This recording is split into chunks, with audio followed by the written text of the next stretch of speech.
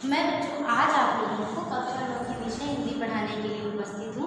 बच्चों मैं आज आपके पाठ्यक्रम का अध्याय है भारतेंदु हरिश्चंद्र, इनकी जीवन परिचय के बारे में हम लोगों ने कल पढ़ लिया है, चर्चा कर लिया है।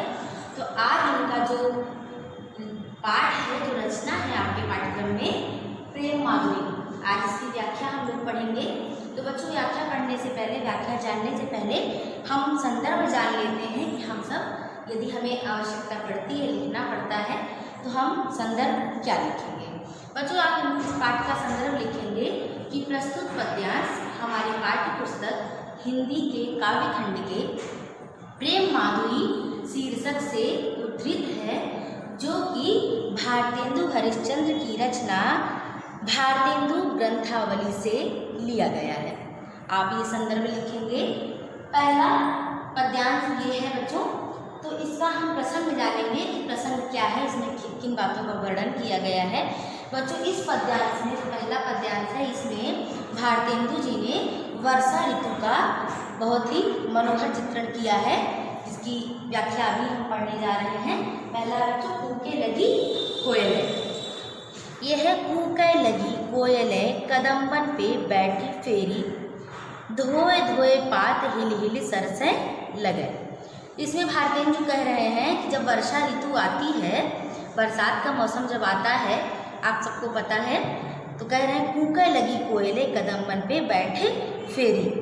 कोयल जो है कदम्ब के पेड़ों पर, कदम्ब के पेड़ों की डालों पर बैठ करके कूकने लगती है जब वर्षा आ जाती है। फिर है धोए धोए पात हिल हिल सरसे लगे।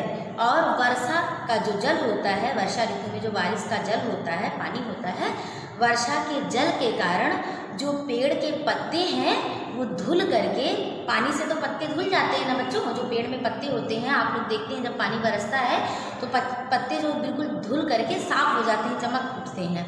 तो वही कह रहे हैं कि धोए धोए पात हिल हिल सरसे लगे। और वर्षा ऋतु के जल से पेड़ के जो पत्ते हैं धुल करके बिल्कुल चमक उठ रहे हैं और मंद मंद हिल भी रहे हैं। बोले लगे दादुर मोर लगे नाचे फेरी। और मेढक बोलने लगते हैं, पुनः मयूर मतलब मोर नाचने लगते हैं, नृत्य करने लगते हैं। देख के संजोगी जन ही हर्षे लगे। और वर्षा का आगमन देख करके जो संयोगी हैं, जो प्रेमी हैं, किसी की प्रतीक्षा कर रहे हैं या किसी का इंतजार कर रहे हैं, तो पुनः उनका हृदय प्रसन्नचित प्रफुल्लित हो उठ रहा है। फिर है हरी भई भूमि सीरी पवन चलन लागी। और वर्षा के कारण धरती धुल उठी है। धरती धुल उठी का मतलब पूरी धरती सींच उठी है, भीग गई है।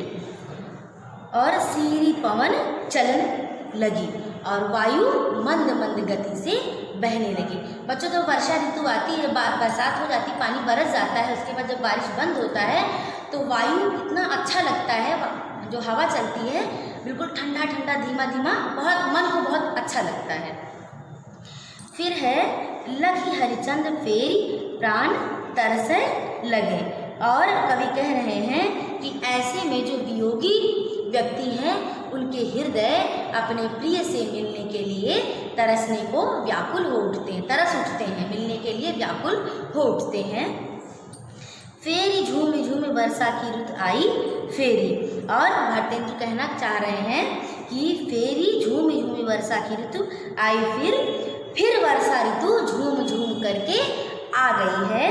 बादल निगोरे झुक झुक बरसे लगे। और ये निगोड़े बादल, मन को हर्षित करने वाले बादल, फिर से झुक करके नीचे की तरफ आ करके बरसने के लिए बिल्कुल तैयार हैं, बरसने लगे हैं, बरस रहे हैं। बादल बरसता है बच्चों, फिर भी घेरा रहता है, एकदम बिल्कुल काला काला बादल घिरा होता है, तो हम लोग देख के भी कहते हैं कि हाँ नहीं अभी पानी और बरसेगा, ऐसा कहते हैं ना। तो वही कह रहे हैं कि निगोड़े बादल बरस रहे हैं, फिर भी चारों तरफ झुक झुक के बरसने के लिए तैयार हैं। बादल में ऐसा देखकर प्रतीत होता है।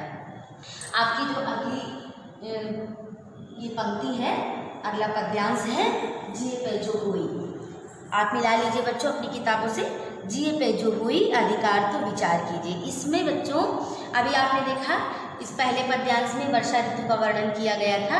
अब दूसरा जो पद्य है आपके पाठ्यक्रम का, इसमें जब श्री कृष्ण भगवान उद्धव को भेजते हैं संदेश लेकर के गोपियों को समझाने के लिए, उपदेश देने के लिए, इसी दृश्य का वर्णन इसमें किया गया है।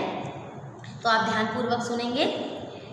जिये पे जो होई अधिकार तो विचार कीजिए, लोक लाज भलो बुरो भले निराधिए। इसमें कह रहे हैं भारतेंदु जी कि जब गोपियों को उद्धव ज्ञान का उपदेश देते हैं तो गोपियाँ क्या कहती हैं? गोपियाँ कह उठती हैं कि जिये पे जो होई तो अधिकार तो विचार कीजिए। हे उद्धव, यदि हमारे ही हृदय पर अधिकार हो या हमारा मन हमारे वश में हो तो हम आपके इस ज्ञान के उपदेश पर कोई विचार कर सकें, परंतु लोक लाज भलो बुरो भले निराधिए। और यदि हमारे मन पे, हमारे हृदय पर हमारा वश हो, हमारा अधिकार हो तो हम भला बुरा, अच्छा ऊंच नीच इन सब का निर्धारण कर सके, परंतु हे उद्धव, हमारा हृदय तो हमारे ही वश में नहीं है। नयन श्रवण कर पग सबय पर बस भये। कह रहे हैं ये, फिर गोपियाँ कह रही उद्धव से कि हे उद्धव, हमारी आँखें, हमारे कान, हमारे हाथ, हमारे पैर और हमारे हृदय के साथ ही साथ उतर चली जात, इन्हें कैसे के संहारिए। ये उधर ही चले जाना चाहते हैं, अर्थात श्री कृष्ण के पास ही चले जाना चाहती हैं, उन्हीं के प्रेम में अपने को रम लेना चाहती हैं। और तो इसलिए हम किस प्रकार आपके इस ज्ञान के उपदेश पर विचार करें। फिर है हरिचंद भई सब भांति सो पराई हम। फिर हरिश्चंद्र जी कह रहे हैं इस पद्यांश में, इस काव्य के माध्यम से, कि गोपियाँ फिर उद्धव से कहती हैं कि हे उद्धव, भई सब भांति सो पराई हम। हे उद्धव, हमारे ही शरीर पर हमारा अपना कोई बस नहीं है, हमारे ही शरीर के अंग हमारे लिए पराए हैं, अर्थात हमारा ही इन पर कोई वश नहीं है, तो हम आपके इस उपदेश पर कैसे विचार कर सकेंगे। इन्हें ज्ञान कही को कैसे के निबारिए। इन्हें आपके ज्ञान के बातें क्यों समझ में आएंगी। इन्हें अर्थात आपके कोई ज्ञान की जो बात है, ज्ञान का जो उद्देश्य है, इन्हें कुछ भी समझ में नहीं आता। इन्हें श्री कृष्ण के प्रेम से कैसे उबारा जाए। मन में रहे जो ताही दीजिए बिसारी मन, आपै बसे जामी ताही कैसे के बिसारिए। फिर गोपियाँ कहती हैं कि हे उद्धव, यदि कोई हमारे मन में निवास करता है, हमारे मन में किसी ने स्थान बना लिया है, तो हम उसे कैसे भुला दें। फिर आप ही बसे जामे ताही के बिसारिए। फिर कह रही हैं कि हम उसे कैसे भुला दें, लेकिन जब हमारा मन ही दूसरे के हृदय में जाकर बस गया है तो हम अपने मन को कैसे समझा सकेंगे, या हमारे मन को आपकी बातें कैसे समझ में आएंगी। और अंत में ये गोपियाँ फिर कह रही हैं कि हमारे लिए श्री कृष्ण को भुलाकर इस ज्ञान का जो उद्देश्य है, ज्ञान का जो मार्ग है, इस पर चलना संभव नहीं है।